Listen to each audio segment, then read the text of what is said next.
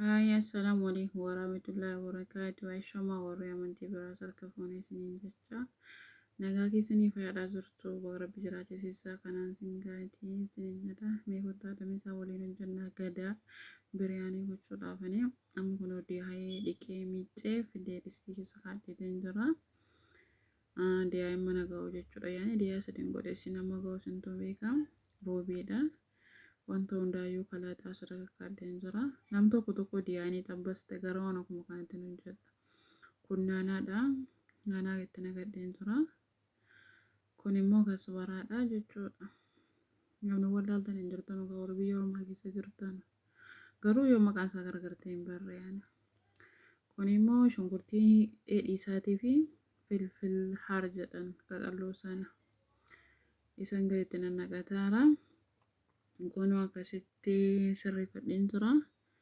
Kun immoo shunkurtii xabbafame zayitiidhaanii gimmaashitti nagadhee xiqqoo isaa immoo na jalaa bicatee iyyuu achirra kaa'achuudha. Koodiin kalaataa godhaman kun ammatti baay'ateera. Kalaataan kiyya ishee naan godhu amma dhumaan afaan bu'aa ilaalaa siin jedha. Harkumaan hin godhamu yaani intinaan qabu mana keessaa na jalaa dhume.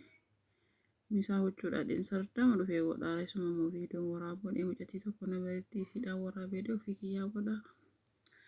Kun ogaa itti deebisee radaakee dhufe. Sana saaragaalaan bosantiin mara koomintii barreessaa subscribe godhaatii maatii naa taasiniin jedhe. Filfilii ahmar miil biizaar arabii jedhama. Biizaarii sadii wayiiti sun garuu maqaa isaa adda addatti baasee hin beeku waan. Warri beektan ni jirtan natti fakkaataan immoo garuu hin beeku. Roobii akkanaan fudhee itti deebisuudhaan na didee jira. Akkuma kanaan ilaalee hunda itti naga jedhee sana wajjin sana lammaarraa hambisee wajjin hin godhee isa fuudhee kunoo gaditti naqaa intanaatti kalaataatti. Barri cufadhee kaaletti hin turne sana harkaan akka godhaaru yoo argitine akkatti kaatee jedhee. Gaafa jedhe qodaa fidan itti muun irraanfadhee mana keessaa dhume jechuudha kaffaaf. Amma kun waa hundaa itti nagadhee fixee tumiidhaa gijimbiila walitti keessa laachaa kaadee isan fuudhee kunoo itti nagadhee jedheera garuu amma isin ga'usintu beeka qaanaan mana nagaadhee fuudhee itti nagadheera.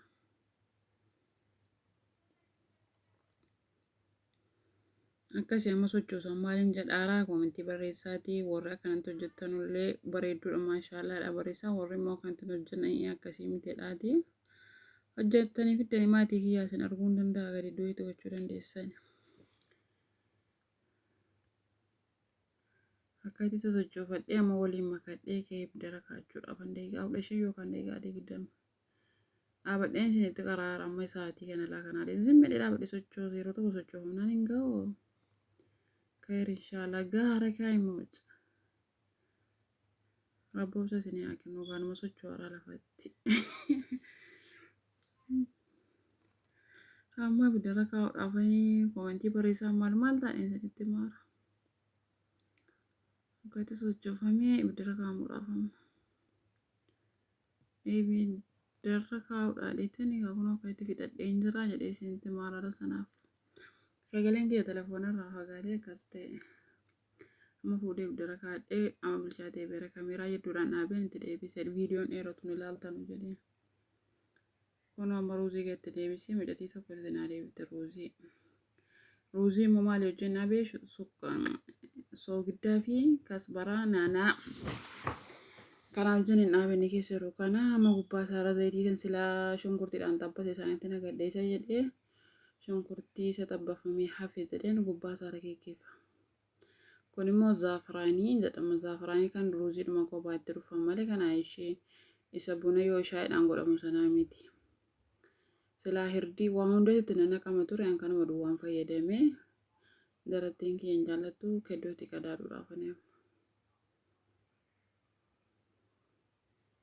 Gadaanadhaa kana fokkaataa kottaa nyaadhaatii laayik subscribe godhaa koomentiin keessan akka inni baay'atu hin beeku akka inni dhufe ilaalu.